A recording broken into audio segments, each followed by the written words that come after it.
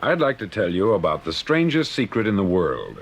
Not long ago, Albert Schweitzer, the great doctor and Nobel Prize winner, was being interviewed in London, and a reporter asked him, "Doctor, what's wrong with men today?"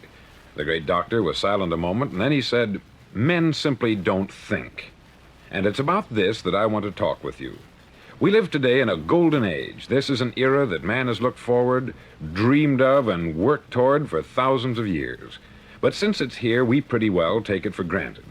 We in America are particularly fortunate to live in the richest land that ever existed on the face of the earth, a land of abundant opportunity for everyone. But do you know what happens? Let's take 100 men who start even at the age of 25. Do you have any idea what will happen to those men by the time they're 65? These 100 men who all start even at the age of 25 believe they're going to be successful. If you asked any one of these men if he wanted to be a success, he'd tell you that he did. And you'd notice that he was eager toward life, that there was a certain sparkle to his eye, an erectness to his carriage, and life seemed like a pretty interesting adventure to him. But by the time they're 65, 1 will be rich, 4 will be financially independent, 5 will still be working, 54 will be broke. Now think a moment. Out of the 100, only 5 make the grade. Why do so many fail? What has happened to the sparkle that was there when they were 25? What's become of the dreams, the hopes, the plans? And why is there such a large disparity between what these men intended to do and what they actually accomplished? When we say about 5% achieve success, we have to define success. And here's the definition. Success is the progressive realization of a worthy ideal. If a man is working toward a predetermined goal and knows where he's going, that man is a success. If he's not doing that, he's a failure. Success is the progressive realization of a worthy ideal. Rollo May, the distinguished psychiatrist, wrote a wonderful book called Man's Search for Himself. And in this book he says, the opposite of courage in our society is not cowardice, it is conformity. And there you have the trouble today. It's conformity. People acting like everyone else, without knowing why, without knowing where they're going. Now think of it. In America right now, there are over 14 million people 65 years of age and over, and about 13 million of these 14 million are broke. They're dependent on someone else for life's necessities. Now we learn to read by the time we're 7. We learn to make a living by the time we're 25.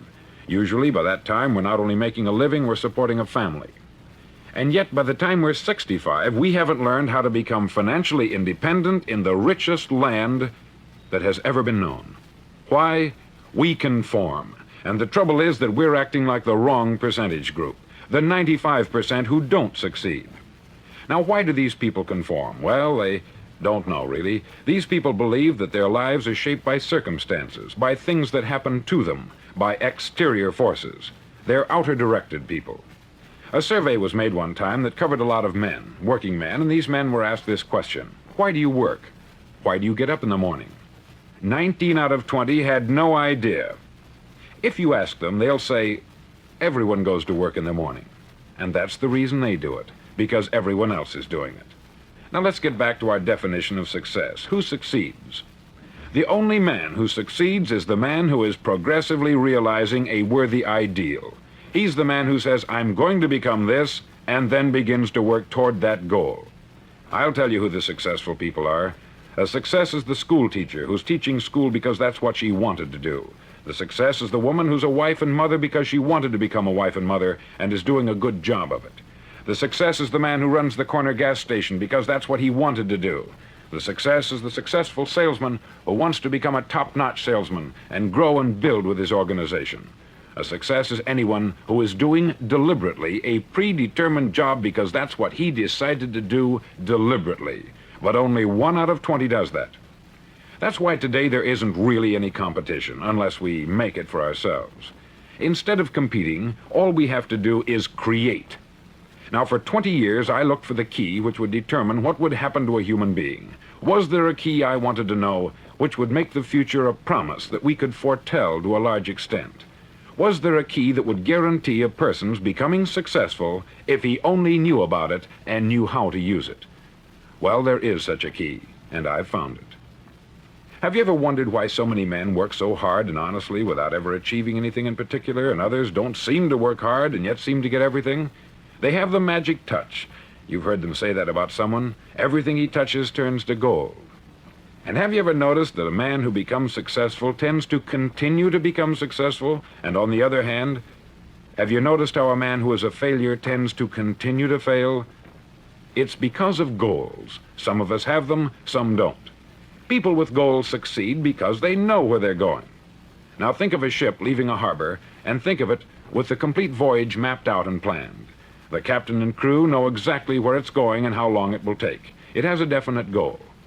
9,999 times out of 10,000, it will get to where it started out to get. Now let's take another ship, just like the first, only let's not put a crew on it, or a captain at the helm. Let's give it no aiming point, no goal, no destination. We just start the engines and let it go. I think you'll agree with me that if it gets out of the harbor at all, it will either sink or wind up on some deserted beach a derelict.